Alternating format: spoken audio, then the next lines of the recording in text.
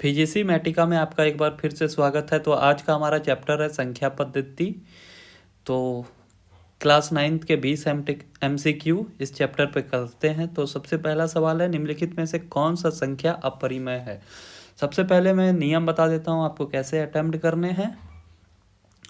Video को सबसे पहले पॉज करना है, क्वेश्चन को पढ़ना है, फिर अपने अकॉर्डिंग आंसर को सेलेक्ट कर लेना है। ज़रूरत पड़े तो कॉपी कलम बगल में रखेंगे, क्वेश्चन को सॉल्व करेंगे। तब तक वीडियो को पॉज रखेंगे आंसर के मिलान के लिए, या फिर अगर आपको आंसर नहीं पता है तो आंसर को देखने के लिए आप वीडियो को आगे प्ले करेंगे। तो सबसे पहला सवाल वापस से पढ़ते हैं, निम्नलिखित में से कौन सी संख्या अपरिमेय संख्या है।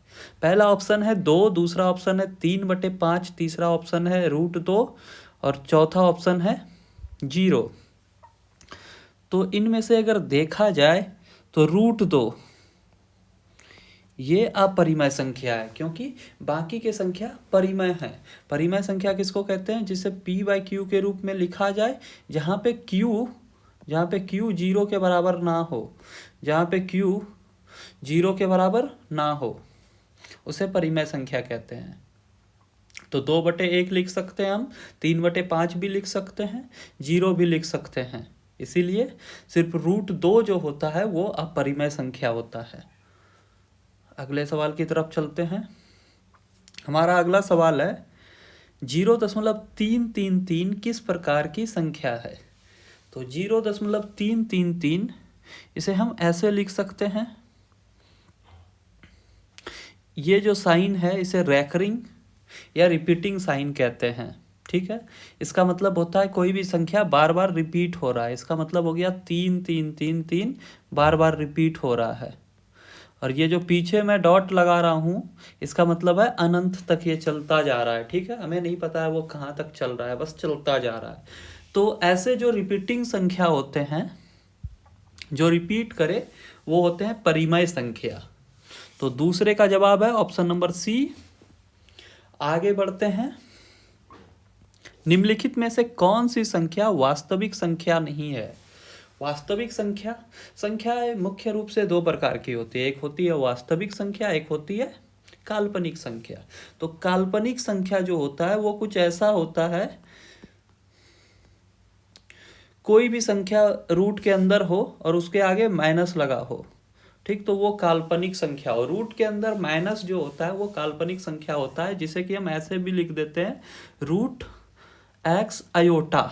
ठीक है, आयोटा या आई पढ़ते हैं इसे। ठीक, ऐसे काल्पनिक संख्या दिखते हैं। तो आपको इन 4 ऑप्शन में से देखना है कि कौन से ऑप्शन ऐसे दिख रहे हैं। तो पहले में क्या है, ऑप्शन नंबर 1 में √5 +5 है, तो वो तो नहीं होगा। -3 ये तो वास्तविक संख्या है। पाई वास्तविक संख्या, इसका वैल्यू 22/7 होगा या 3.1415। अब चौथा ऑप्शन आया रूट के अंदर -4, तो ये जो है ये वास्तविक संख्या नहीं है, मतलब काल्पनिक संख्या है।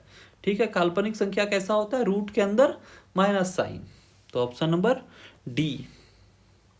आगे बढ़ते हैं, √49 का मान कितना होता है। √49 का मान कितना होता है, अगला सवाल है हमारा, √49 का मान कितना होता है।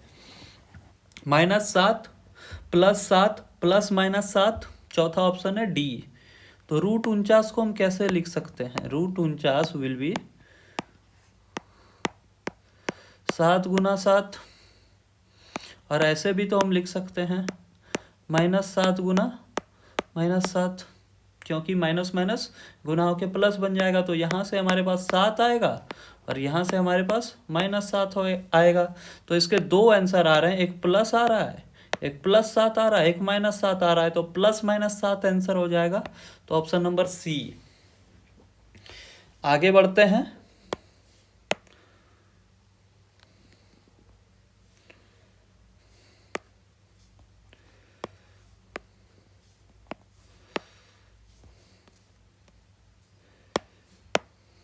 अगला सवाल है 0 किस प्रकार का संख्या है। प्राकृतिक संख्या है, पूर्ण संख्या है, पूर्णांक नहीं, अपरिमेय संख्या है। 5वां सवाल है 0 किस प्रकार का संख्या है। 0 किस प्रकार का संख्या है। ठीक, तो आपको पता होगा प्राकृतिक संख्या किसको कहते हैं, जो काउंटिंग नंबर होते हैं, जिसे हम गिनते हैं, गिनने वाले नंबर को प्राकृतिक संख्या कहते हैं। 1 2 3 4 5 ऐसे चलता जाए। पूर्ण संख्या किसको कहते हैं, जब जीरो लग जाए गिनने वाले संख्या के साथ तो उसे पूर्ण संख्या कहते हैं। पूर्णांक, अपरिमेय, तो हमारा ऑप्शन हो जाएगा पूर्ण संख्या, क्योंकि जीरो किस प्रकार का संख्या, पूर्ण संख्या। यह देखो जीरो किस में आता है, पूर्ण संख्या में आता है। ठीक, और जीरो एक पूर्णांक भी है। पूर्णांक किसको कहते हैं, जिसको ऐसे फ्रैक्शन के फॉर्म में हम लिख सके। ठीक, अपरिमेय संख्या, तो ये तो ऑप्शन होगा नहीं, क्योंकि जीरो एक परिमेय संख्या है, इसे हम p/q के रूप में लिख पा रहे हैं। आगे बढ़ते हैं। हमारा अगला सवाल है, निम्न में से कौन सी संख्या परिमेय संख्या है। √3 पाई 1/7 √7। तो परिमेय संख्या किसको कहते हैं, जिसे p/q के रूप में लिख सके और जहां q बराबर जीरो ना हो, मतलब जीरो छोड़कर कुछ भी हो। तो देखो p/q के रूप में हम किसे लिख सकते हैं, 1/7 को लिख सकते हैं। q कितना है, 7, जीरो नहीं होना चाहिए, बाकी कुछ भी हो जाए तो q 7 चलेगा। तो 1/7 परिमेय संख्या है। अच्छा, पाई क्यों परिमेय संख्या नहीं है, ये आप मुझे कमेंट सेक्शन में बताइएगा। यहाँ जो ऑप्शन बी में पाई दिया है, ये परिमेय संख्या क्यों नहीं है, ये आपको कमेंट सेक्शन में कमेंट करके बस बताना है। अगर आंसर आता होगा तो बता दीजिएगा, वरना जो आंसर देंगे उन्हें मैं हार्ट दे दूंगा या पिन कर दूंगा उन्हें। चलिए आगे बढ़ते हैं। -5 किस समूह में आता है, प्राकृतिक संख्या, पूर्ण संख्या, पूर्णांक या अपरिमेय संख्या। पहले तो -5 को हम ऐसे लिख सकते हैं, -5/1।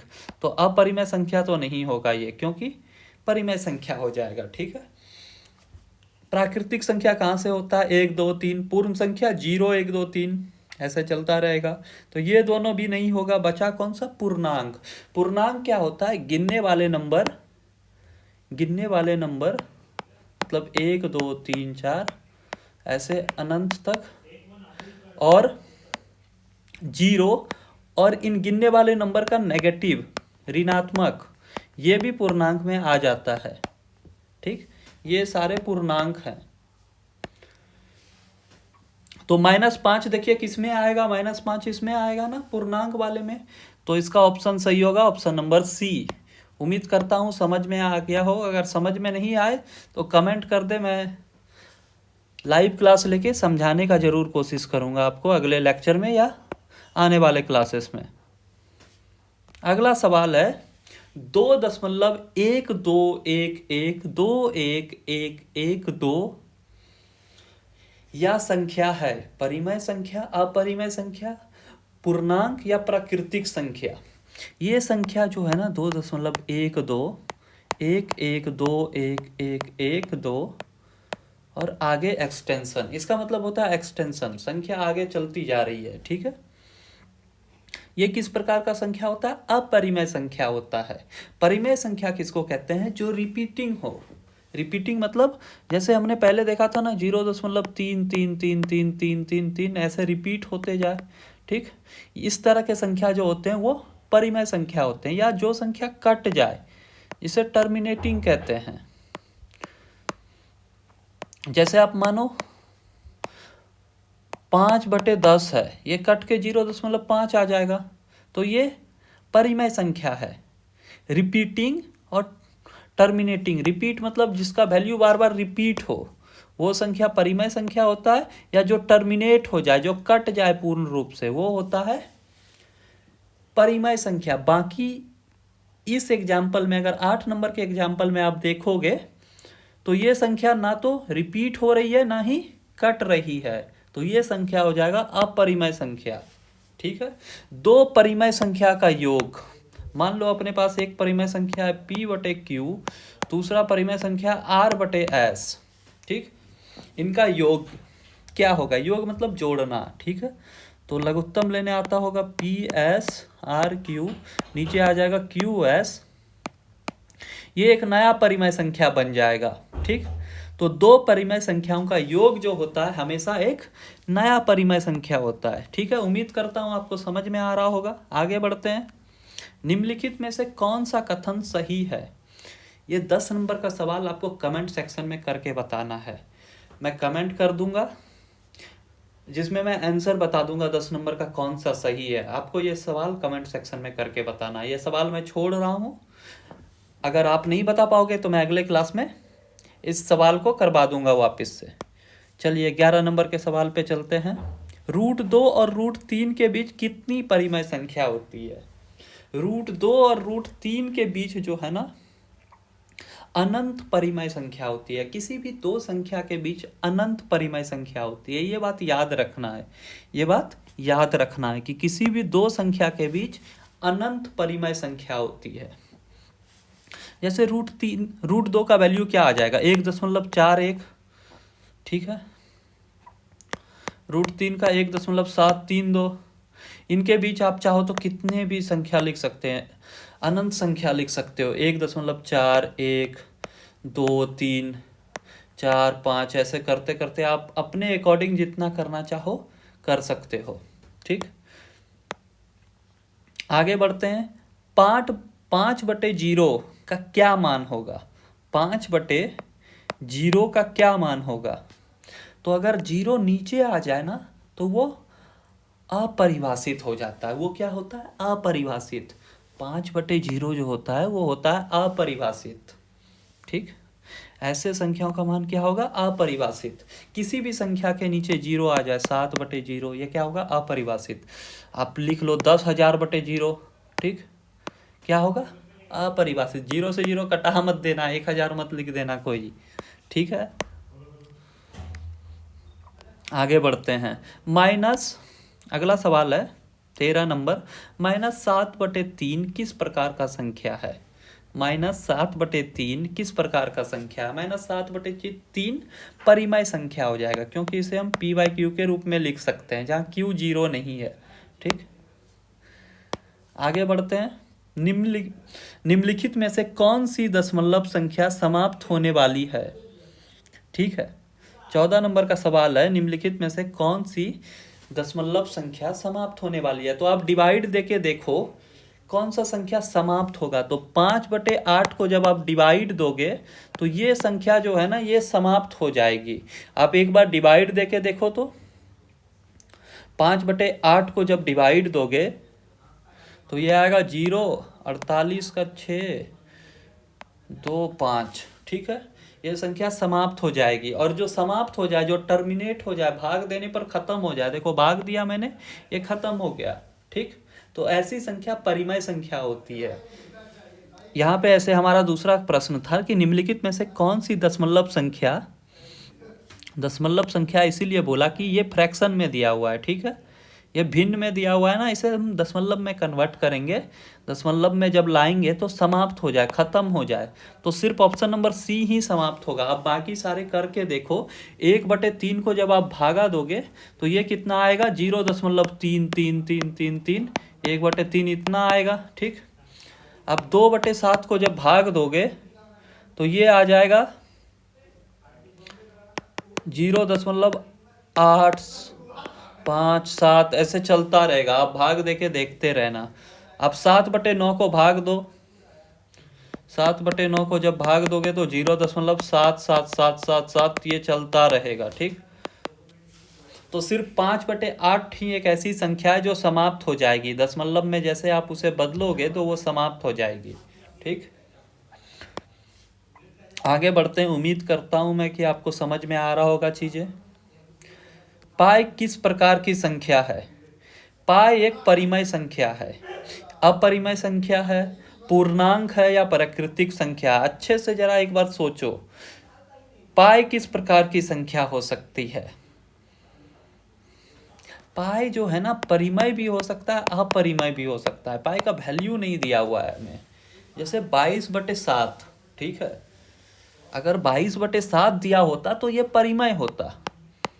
अभी पाई दिया हुआ है, पाई का मान तो ये भी होता है 14, 15, 92, 65, 35। इसके बाद भी ये रिपीट होता है, ये कहीं समाप्त नहीं होता। दशमलव में ये कभी खत्म ही नहीं होता। जब भाग देते जाओगे आप तो ये भाग देते ही जाओगे इसे, ये कभी समाप्त नहीं होगा, ये कभी कटेगा नहीं। ठीक, तो पाई को ना हम एक अपरिमेय संख्या कह सकते हैं।